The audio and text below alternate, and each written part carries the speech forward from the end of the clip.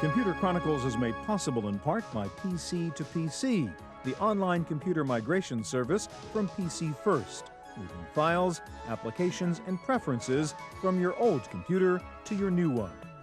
Additional support is provided by Upside Events, presenting the Digital Lifestyle Revolution Conference, where people and technology intersect. Hi, and welcome to this special edition of the Computer Chronicles. We are in Las Vegas, as you can see, at the Consumer Electronics Show. This is an annual gathering which has become the premier showcase for information appliances, computer convergence gadgets, and a whole array of technology products aimed at the consumers who are leading the digital lifestyle revolution. Not bad. Perhaps no form of new media exemplifies the digital revolution more than music. From MP3 to Napster, the world of music has changed forever, thanks to the internet and digital media. One of the most revolutionary gadgets introduced here at CES was this handheld music device called the Mad Player. It's an MP3 player with a difference. It lets you create music in the MP3 format. Using a simple high-weight metaphor for an interface, you can isolate the different instruments or music tracks in your song and change them. You can pick a music genre, and the Mad Player uses its composition algorithms to instantly create an original song. No copyright issues here. You can add your own voice, have it display song lyrics, and you can even download songs through its smart media slot and then modify or rearrange the song you downloaded. Another amazing music creation tool shown here at CES was called Music and Video Maker from Magix.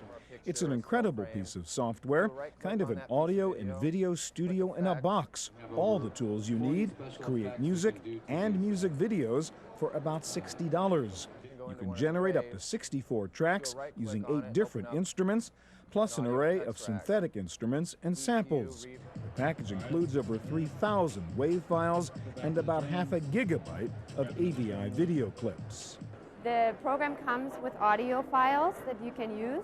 You can always import your own files like CD tracks, MP3 files that you downloaded from the internet, but it contains music. So if you use these files, everything sounds good anyway. And then for the video part, also video files are included, or you import material that you filmed with a camcorder.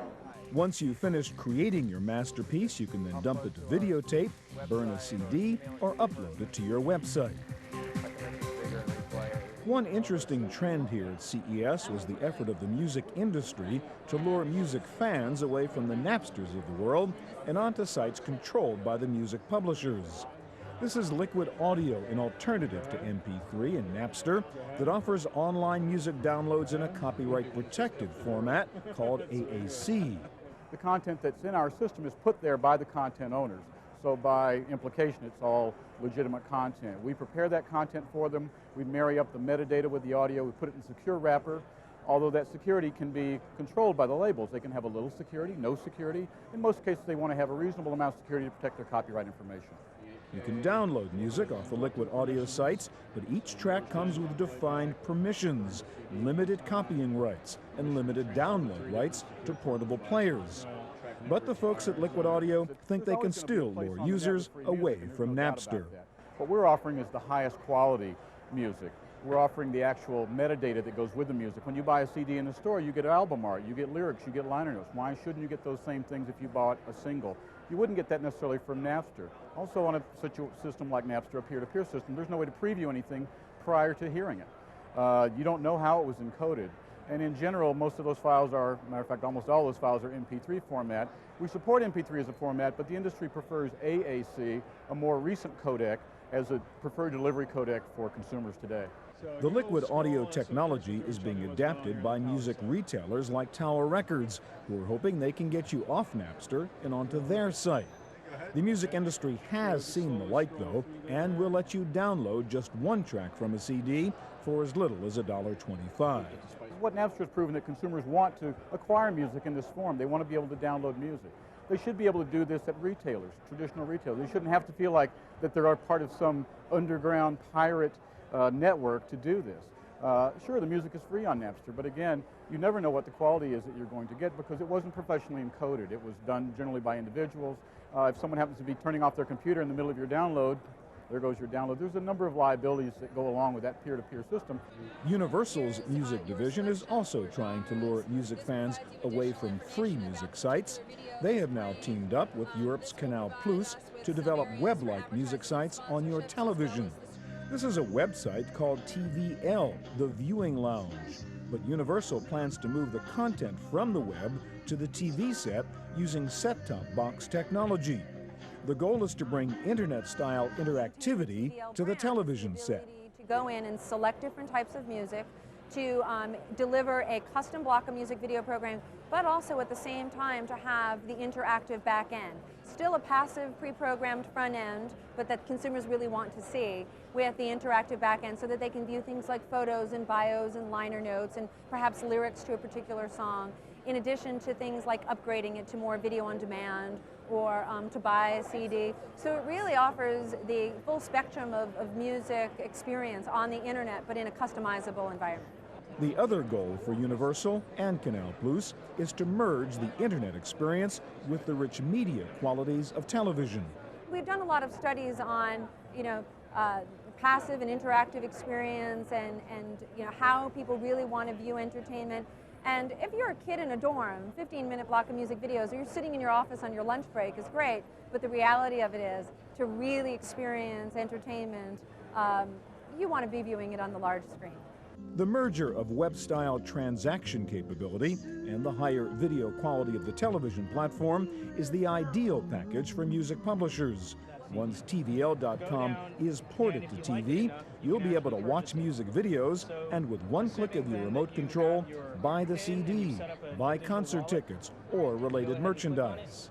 There is really a triad of revenue models. There is programming, which is essentially free to the consumer and is advertising and sponsorship based, but these very nicely lead to upsells of the CD, a video, concert tickets, merchandise, or an upgrade for those who are real avid music consumers and really want to customize their programming to be able to access video on demand or some kind of subscription where they can create their own blocks of music videos. Yet another approach to luring you away from Napster is this new site called Jester Digital. It uses IBM's secure music rights system called EMMS to offer you digital downloads. The approach here is to provide a hot user environment that makes Jester Digital more fun than Napster. You get a 3D game-like world, an avatar, and cool environments to hang out in, like this snowboarder's lodge. And guess what's inside those tents? Music stores where you can buy singles. But Jester Digital is trying to entice the young music fan with even more. Access to a virtual rehearsal garage where you can meet the band and drill down for background on the group. The move toward 3D environments was everywhere here at CES. One company trying to move the internet interface into the third dimension is a startup called Vios. Vios is putting the entire internet into a 3D landscape. Every website, every service, anything that you can do in today's internet, you can do through Vios, but it's in 3D. You can travel together with friends, you can chat, you can explore, and you can discover things that you never knew existed because now finally there's an environment that allows you to see the internet differently. With Vios, website homepages are represented by 3D icons in a kind of fantasy world where you don't surf, but fly from website to website. That means you can wander around and discover sites or shops that you didn't know existed. There is the opportunity here for serendipity. Right? Serendipity doesn't exist when you use a search engine. You know specifically what you're getting. If I want to go shopping, but I don't know that I want to get a book by Michael Crichton, I just know it's Christmas, and I need to buy something, Vios allows you to experience things that you never knew were there. I might be going to Amazon.com, and all of a sudden I come across 4 other stores that I never would have gone to. Traveling from Yahoo to Amazon in the flat internet, nothing happens. In Vios, when I go from Yahoo to Amazon, I see dozens of other websites in a 3D environment.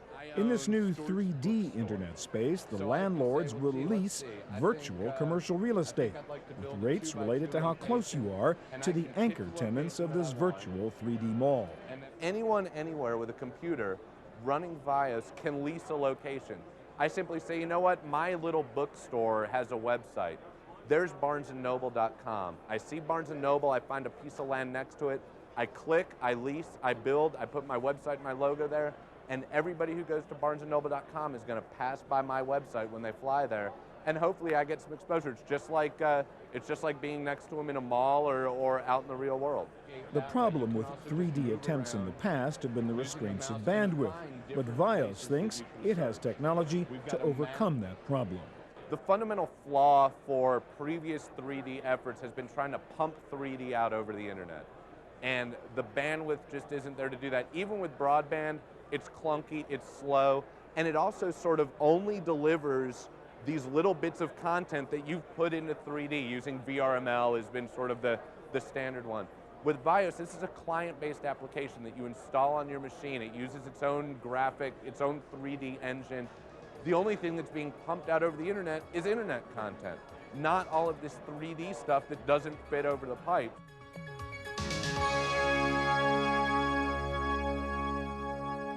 One big theme here at CES was technology offering new ways to add internet-style e-commerce to television. This is an interesting company called Gamut Interactive that introduced a new gadget which lets you scan the barcodes off products or even ads and convert those barcodes into special offers or discount coupons. The Gamut reader even lets you read a barcode off a television program and then converts that information into discounts and special offers, which you then download onto a smart card.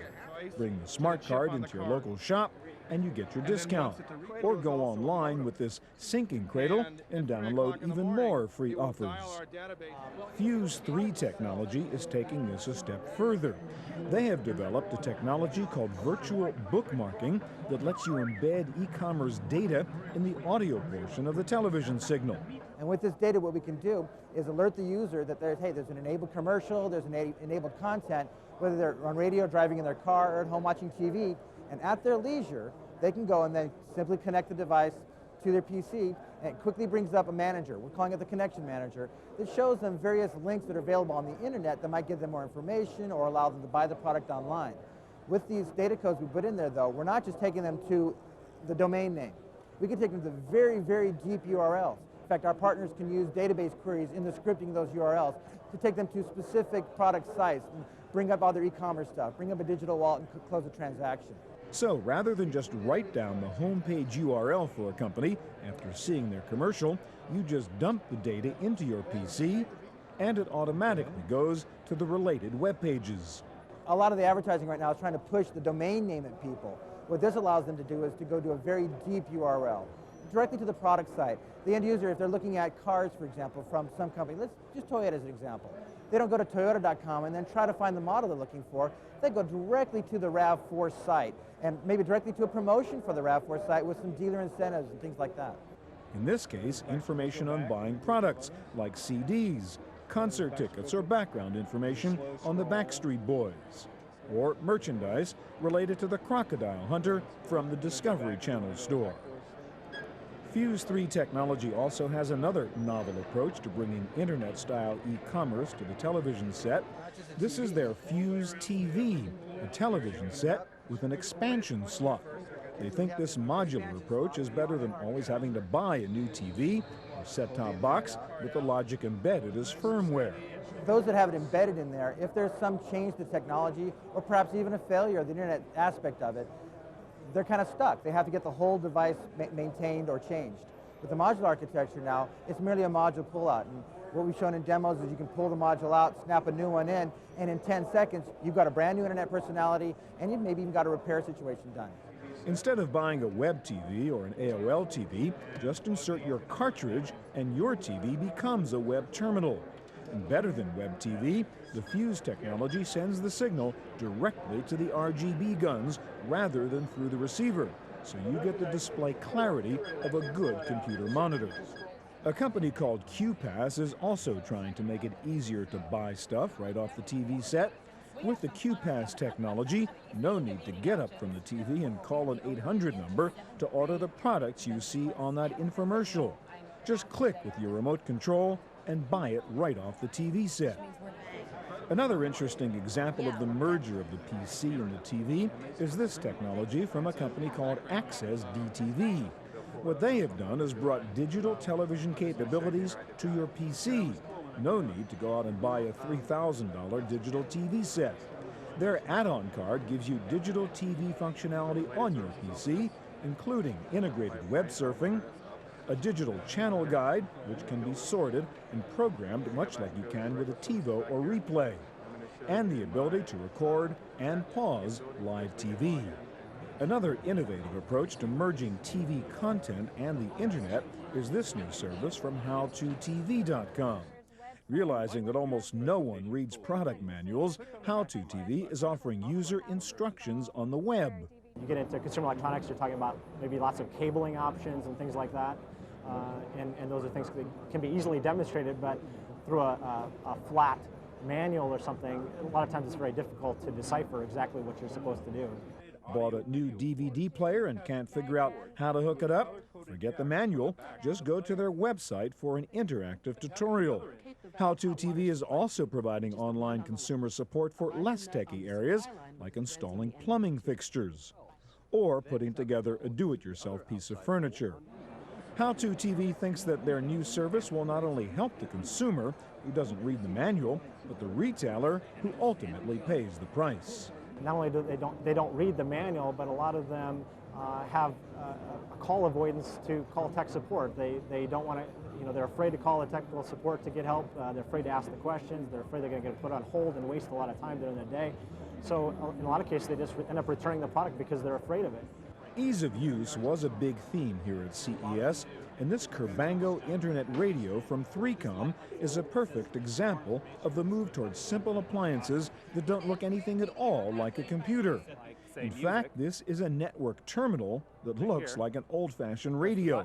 You connect it to your home network and your high-speed internet connection, and you now have an appliance that is an internet radio and can access tens of thousands of radio stations around the world.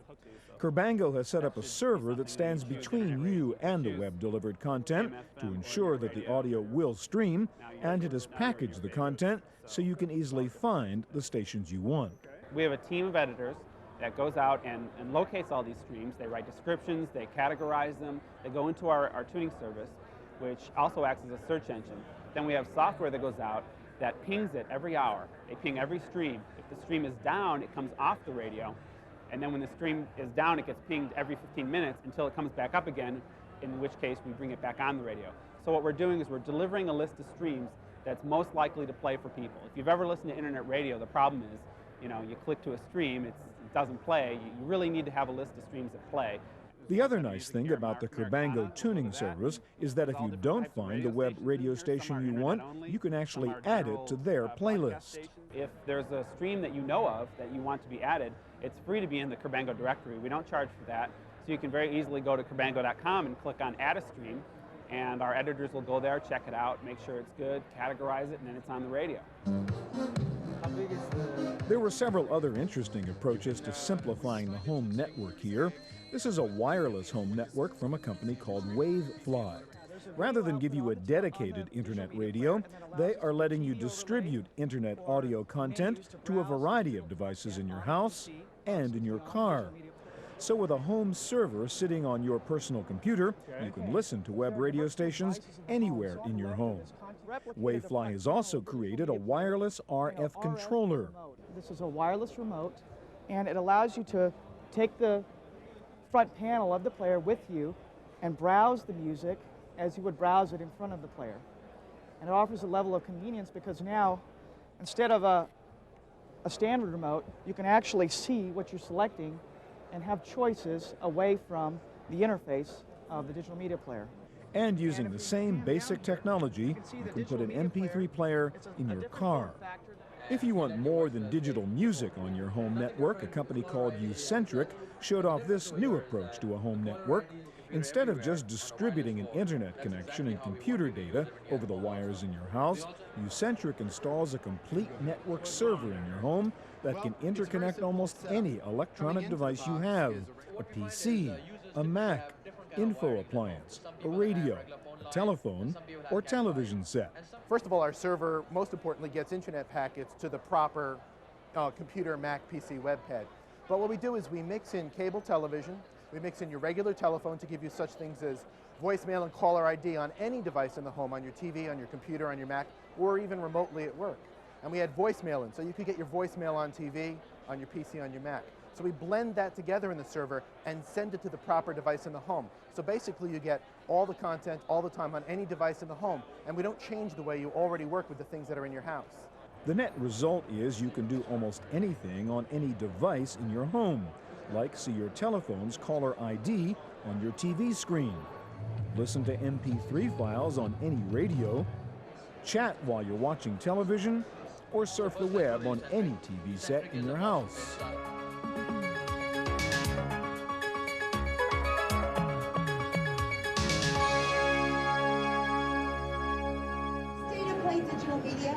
In this world of big media files for music, photos, and video, storage has become a big issue.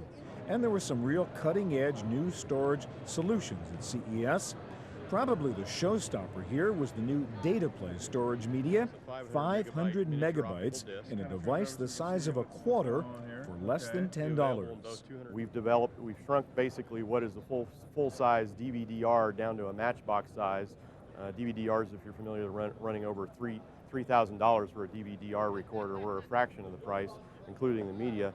And where we've really made the breakthroughs is in the size of the optical pickup unit. The optical pickup unit in our drive is approximately the size of a pinhead, and an optical pickup unit for a DVD, for example, is actually larger than our entire drive. This new optical storage medium is poised to replace both CDs and DVDs. It's smaller, less expensive, more secure, and it is recordable. So that's really the big difference between us and other formats like memory stick or other solid-state formats. We offer pre-recorded content. We are optical, so it's very secure. It can't accidentally be erased like magnetic media can. And it's unlike CD devices that are available today. All of our devices are full-function read and write devices. They're not just players, they actually are recorders as well. So you really get two devices in one. Before this year is out, you will see new digital players coming out using the DataPlay technology. Despite the small size of the media, it has so much capacity that one tiny disc can hold as many as 5 albums. One of the unique abilities of DataPlay is to be able to put multiple albums on a single disc. We have about 5 times the capacity of CD because we're able to use the new encoding scheme, so we can get 5 hours of CD quality music. You can hold multiple albums on a single disc. The Sting album actually happens to hold 10 Summoner's Tales, but it also holds Brand New Day and Nothing Like the Sun. The other 2 albums are locked and encrypted, and it can be activated later over the web by transfer of a key to unlock the content on the disc. Amazingly enough, even when you buy music on a DataPlay disc, you can still use the leftover space to record on. We also apply a thin film recording layer on here that allows you to record on the same disc that is already mastered. So you can go to a store, buy your favorite artist. If there's still blank area left on the disc, you can still record your own content on there as well. So it's a recordable, masterable media, which is the first available on the market. Some third-party developers are already jumping aboard the DataPlay bandwagon and creating add-ons for existing Palm-top devices. This company called SongPro has built a new MP3 player for the Game Boy. It can not only play music, but also display lyrics, album art, and music videos. Another innovative approach to multimedia storage comes from a company called Minds at Work. This is their digital wallet, a 6-gigabyte portable storage device that can accept Sony memory sticks, smart media, compact flash cards, or micro drives, giving you one convenient place to store all your MP3 music files, your digital photos, and even videos or ebooks. You can then dump all the files into your PC through a detachable USB connector. Minds at Work was also showing off the prototype of its new movie wallet. This is a 20-gigabyte handheld storage device that can store up to 4 movies in the MPEG-4 format. It has a port which will enable you to download a movie from a kiosk in about 3 minutes. When you get home, you just insert the movie wallet into your set-top box and let the show begin. SIVA was at CES with the newest version of their digital photo storage frame. It still appears to be a traditional picture frame, but it's very different now. On the back side, you see there are a couple new things. We now support compact flash and smart media, so you can take pictures right off your digital camera and put them on the frame and send them from the frame. The controls are all done now through a remote control that stores inside of the frame. 4 buttons, very simple. We also support audio. A lot of digital cameras now allow you to have audio files. The new SIVA also lets you view your pictures in postcard mode with an added message, and you can also now order prints of your digital photos online. Up until now, virtual reality developers have focused on VRML and 3D environments, but this company called DigiSense thinks smell will make your digital world more realistic. This is actually a peripheral that plugs into your PC's USB port. It has a scent cartridge that is much like an inkjet cartridge, only these little tubes each represent different smells rather than different colors. Go to a website or play a game, and you can not only see and hear, but smell the environment. Finally, if you're tired of that guy on the airplane snooping and glancing over at your laptop screen, you need the e-shades from Inviso. So let's say you're on an airplane. You have to work on some private email, some documents, a sales document. You want privacy and viewing, so you can open up your laptop, you toggle your laptop screen off, and you see it in your e-shades display. So complete privacy. Second is battery power saving. So we consume a lot less power than your typical laptop display. So you can now fly cross-country, trans-Pacific, and still have your laptop the entire time. Third really is space savings. The seat comes down in front of you. You can't open up your laptop enough to see the display. As long as you can crack it open enough to access your keyboard, that's all you need. Your pointing device, your keyboard, you have a brilliant display, and you can do your work still. The folks at Inviso think their e-shades technology can change the whole future of laptop computing. Right now, if you think about your laptop, the form factor is dictated by that laptop screen, and that's the one part of the computer that's growing year by year, 13.5, 14, 15 inches on average this year. Once you remove that as your display and leave that behind, it changes the whole paradigm. So I can have my basic CPU and media in a paperback or a pager-sized device on my belt. I can have a fold-out keyboard for my input, and I have my e-shades for my display. And when I'm done, I can take it all apart and put it in my purse or my briefcase to pack it away. That's it for our coverage of this year's Consumer Electronics Show. For the Computer Chronicles, I'm Stuart Chaffee in Las Vegas. Computer Chronicles is made possible in part by PC to PC, the online computer migration service from PC First, moving files, applications, and preferences from your old computer to your new one. Additional support is provided by Upside Events, presenting the Digital Lifestyle Revolution Conference, where people and technology intersect. To purchase a videotape copy of today's program, call toll-free 1-888-310-7850. Please specify the show number and the topic.